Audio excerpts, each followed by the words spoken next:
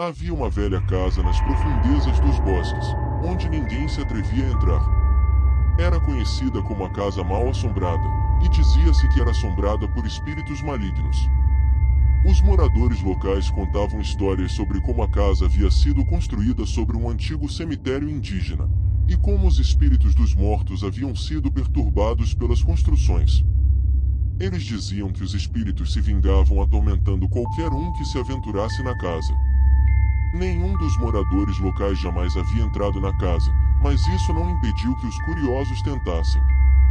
Alguns diziam ter ouvido gemidos e sussurros vindos de dentro da casa, enquanto outros relataram ter visto sombras se movendo atrás das janelas. Um dia, um grupo de jovens aventureiros decidiram entrar na casa para investigar as histórias de assombração.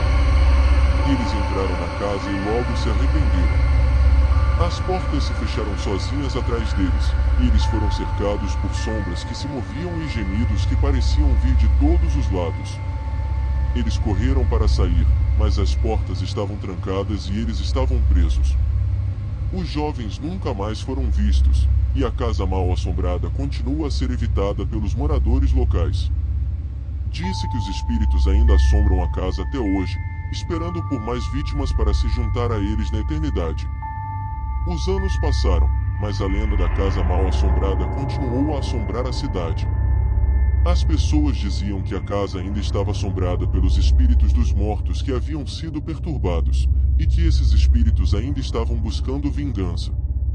Um dia, um homem chamado Jacó decidiu investigar a casa. Ele era um estudioso de história e estava interessado em descobrir a verdade sobre a casa e os espíritos que supostamente a assombravam.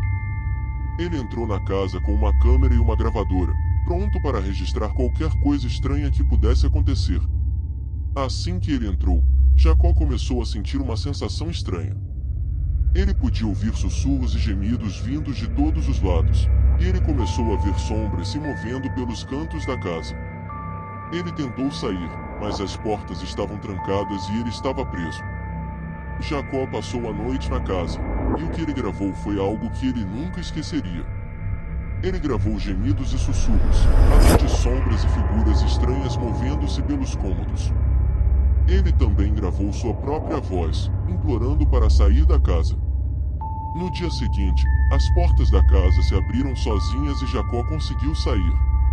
Ele nunca mais voltou à casa mal-assombrada, mas as gravações que ele fez foram compartilhadas com o mundo, e agora, todos podem ouvir os gritos e sussurros assustadores dos espíritos que ainda assombram a casa até hoje.